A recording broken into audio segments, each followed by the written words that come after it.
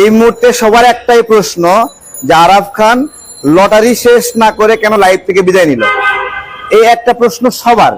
আসসালামু আলাইকুম, আমি আপনাদের কাছে দেখাবো এবার দুবাইয়ের স্বর্ণ ব্যবসায়ী আরাফ খান কঠিন ভাবে ফেসে গেলেন, যা আপনারা এই ভিডিওটি দেখলে বুঝতে পারবেন। তো আজকের ভিডিওটি অত্যন্ত গুরুত্বপূর্ণ। তো আমি আশা করবো যে আপনি এই সম্পূর্ণ ভিডিওটি দেখবেন, আর এই সম্পূর্ণ ভিডিওটি দেখলেই বিস্তারিত জানতে পারবেন। আর এই ভিডিওটি দেখানোর আগে আপনাদের কাছে আমার ছোট্ট একটি রিকোয়েস্ট, আপনারা যদি আমার চ্যানেলে নতুন হয়ে থাকেন তাহলে নিত্য আপডেট নিউজ সবার আগে পেতে আমার এই চ্যানেলটি সাবস্ক্রাইব করে আমার সাথেই থাকুন। আর এখন চলুন কথা না বাড়িয়ে আমরা ভিডিওটি দেখে আসি। এই মুহূর্তে সবার একটাই প্রশ্ন যে আরাফ খান লটারি শেষ না করে কেন লাইভ থেকে বিদায় নিল, এই একটা প্রশ্ন সবার। এবং এই ঘটনার ফলে সবাই বলতেছে সে একটা প্রতারণা করছে। সবার মনে একই প্রশ্ন, সবাই নাম্বার দিছে কিন্তু সে শতখানিক নাম্বার এখানে ঘোষণা করে সে লাইভ থেকে বিদায় নিছে। এই জন্য সবার একটা যে সে বাকিগুলো কিভাবে করলো এই প্রশ্নটা হওয়া স্বাভাবিক। প্রথমত আরাফ খান স্বীকার করছে এই টাকাটা তার না, যে টাকা লটারিতে দিচ্ছে সে টাকা তার না, এটা একটা স্টিল ফ্যাক্টরির মালিকের টাকা। তাহলে স্টিল ফ্যাক্টরির মালিকের টাকা মানে অন্যের টাকা, সেহেতু যতটা সম্ভব স্বচ্ছতার সঙ্গে করা জরুরি। যদি আরাফ খানের নিজের টাকা হতো তাহলে সে যেভাবে চাইতো সেভাবে করতে পারতো, সে 10 জনের পারে 20 জনের পারে দিতে পারতো। কিন্তু যেহেতু এটা অন্য একজনের টাকা সে এখানে দিচ্ছে, তাই এই টাকাটা যতজনের নাম ঘোষণা করলো ততজন পাইলো কিনা এই জায়গাটার চ্যালেঞ্জ করার একটা সুযোগ রয়েছে। সে পুরো জাতিকে 60,000 70,000 মানুষকে অন ইয়ারে রেখে মানুষের প্রত্যাশা ছিল যে লাইভে এটা সবার নাম ঘোষণা করবে, যারা অন্তত নাম লিখেছে তাদের মধ্যে যারা উঠবে। ঠিক আছে, দেখেন আমরা যে প্রশ্নটা করেছি, একজনের নাম 5 বার কমেন্ট করতে পারে, কেন? দৃষ্টি আকর্ষণের জন্য। 10 বার করতে পারে, যে 10 বারের মধ্যে জন্য একবার আসে, স্বাভাবিক বিষয়। তাহলে এই যে কমেন্ট করার সিস্টেম, এইটাই তো ঠিক না। একজন 10 বার কমেন্ট করছে, তাই না? তাহলে 10 বারের মধ্যে তার 10 জন মানুষ আলাদা আলাদা বসে লিখতেছে। ধরেন যে কোন কোন নাম্বার কমেন্ট করছে, 10 জন মানুষ আলাদা আলাদা বসে লিখছে। তাহলে এই যে 10 জন আলাদা আলাদা বসে লিখলো, আর একজন একটা নাম্বার লিখছে কিনা, আর একজন একটা নাম্বার লিখছে কিনা, ওদের মধ্যে ব্রেনের সমন্বয় হবে কিভাবে? সম্ভব এটা?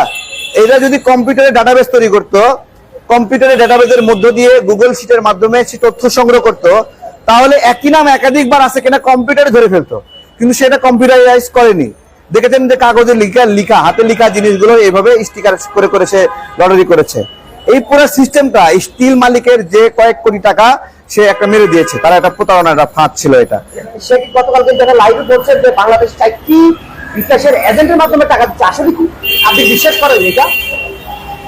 যে আমি তো বলছি আপনাকে, সে কার মাধ্যমে টাকা দেবে এটা কোনো ফ্যাক্টর না, সে কিভাবে সিলেক্ট করতেছে এইটা একটা ফ্যাক্টর। টাকাটা তো তার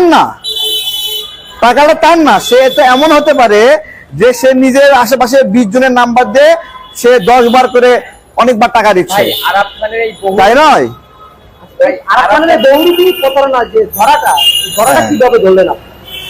আরাফ খান যখন আমরা প্রথমে কথা বলা শুরু করলাম, সে বারবার আমাকে, আমি যেন কথা না বলি, আমাকে বলছিল আমি তার মায়ের পেটের ভাই। ঠিক আছে, মায়ের পেটের ভাই, এবং আমার মার এসে মা ডাকা শুরু করছে।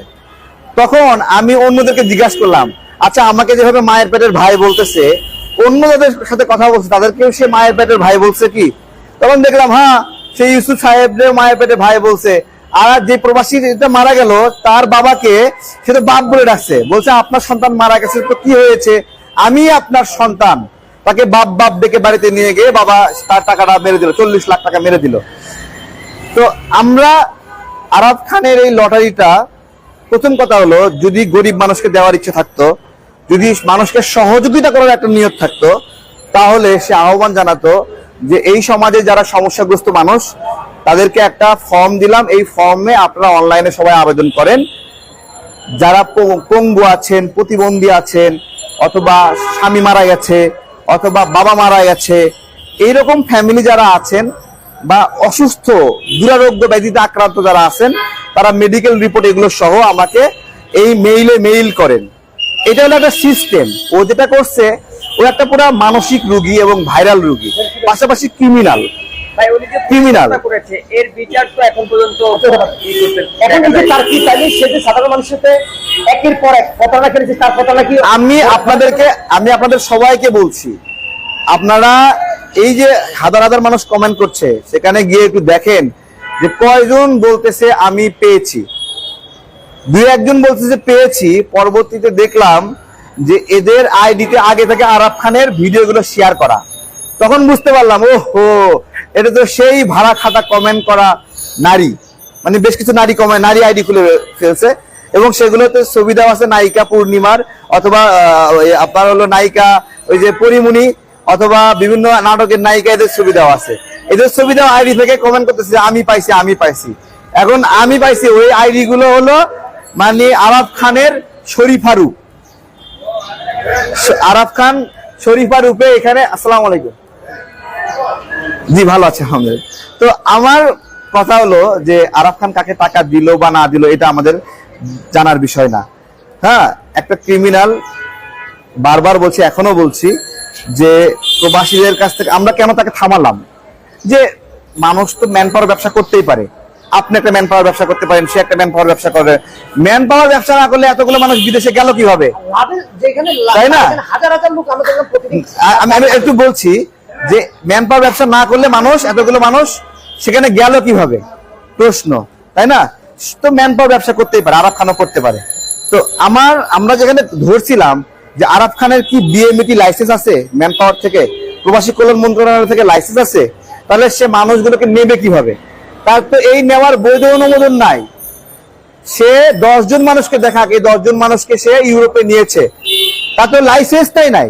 তাহলে সে যে শত শত মানুষের কাছ থেকে প্রবাসে নেওয়ার নামে টাকা নিল, এইখানে আমাদের ভয় যে এই লোকটা যেরকম দরবেশ আকারে আছে, এই দরবেশটা, এই মহামানবটা ইচ্ছা করলেই অনেক মানুষকে আকৃষ্ট করে, মোহিত করে, হেপনোটাইজ করে সে তাদেরকে ইউরোপে কথা বলে, মধ্যপ্রাচ্যের কথা বলে টাকা নিতে পারবে। এবং বিষয়টা এইরকম যে এইটা একজন ভাইরাল লোক যেভাবে মানুষকে আকৃষ্ট করতে পারে, মানে আপনি মানে সমস্যা কি জানেন, অন্যান্য ক্রিমিনাল এবং ভাইরাল ক্রিমিনালের মধ্যে পার্থক্য রয়েছে।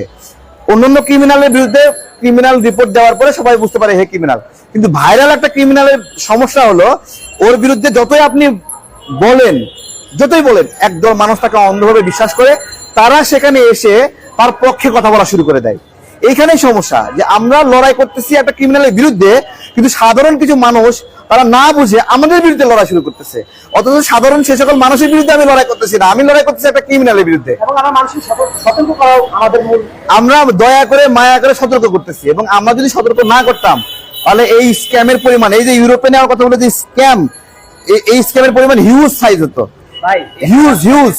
আরাফ খানের প্রতারণায় এই যে মানব পাচার, এই যে সংঘপত্রটা প্ল্যান করেছিল যে মানব পাচার করে তিনি ইউরোপে পাঠাবে, এই কারণে মানুষ অর্গান বিক্রি করে, এরকম কোনো তার ব্যবসা না, আমি যা জানি না সেটা বলবো না। প্রথমত সে আদম ব্যবসা বা সেখানে ইউরোপে নেওয়ার কথা বলে টাকা পয়সা নিয়েছে, এটা সত্য। রোমানিয়া সহ বিভিন্ন বুলগেরিয়া পাসপোর্ট সহ নিয়েছে, এগুলো ডকুমেন্ট গুলো, দলিল গুলো আমাদের কাছে আছে। যার এগুলো দেখার ইচ্ছা আমাদেরকে বলবেন, আমি আমার নাম্বারও দিয়ে দিব যে আমার সাথে যোগাযোগ করেন, আমি আপনাদেরকে ডকুমেন্ট দেখাচ্ছি। বাট ট্রাস্ট আমরা আজকে না আমরা ডজন প্রবলেম এরকম সমাধান করেছি।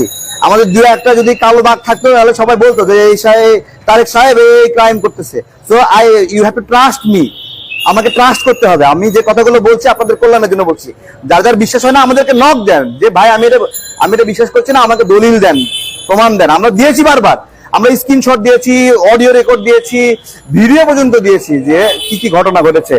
তো আমরা এখন যে বিষয়টা আমাদের সর্বশেষ বক্তব্য যে আপনারা ওর কাছ থেকে যা পারেন নেন, কিন্তু আমার কাছে একটা দিয়েছে যে তার ওই লটারির টাকা নিতে হলে তাকে কিছু টাকা দিতে হবে, 1200 টাকা ফি দিতে হবে, 1200 টাকা ফি দিতে। আপনার কাছে খবর আছে, আল্লাহ মিলে গেছে তাহলে কিভাবে, ঠিক আছে, ফি দিতে হবে। তো এই ফি দিয়ে যারা মারা খাইবে তারা মারা খান, ঠিক আছে। হ্যাঁ, আমরা হিউজ পরিমাণ মানুষ দেখলাম, সেই ট্রাভেল এজেন্সি এখন বন্ধ কেন? যদি লাগু হতো ট্রাভেল এজেন্সি বন্ধ কেন, এটা তো সাধারণ বিষয়। তার তো আদম ব্যবসার লাইসেন্স নাই রে ভাই, দিবে কই থেকে, নিবে কই থেকে, কারে নিবে? তারপর মোবাইল ব্যবসা, যারা টাকা দিচ্ছেন, এখানে কাছেই কাকরাইল মোড়ে বিএমইটি অফিসটা।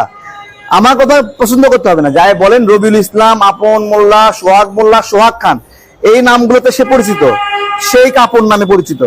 এই নামগুলো দিয়ে তার কোনো ম্যান পাওয়ার লাইসেন্স এখানে আছে কিনা, অথবা আরব ট্রাভেলস নামে কোনো ম্যান পাওয়ার লাইসেন্স আছে কিনা, তাহলে সে এইটা করতেছে পুরোপুরি মানে তার অনুমোদনই নাই, সে একজন মানুষকে নিতে পারবে না, একজনকে। সে যে বলতেছে নিচে নিচে নিচে, অনেককে নিচে, কাকে নিচে? ওই একটা ব্যক্তিকে আমরা দেখতে চাই। সে বলছে যে না লাশ নিচে, লাশ নিচে, কোন পরিবারের লাশ নিচে? একটা পরিবারকে আমি দেখতে চাই।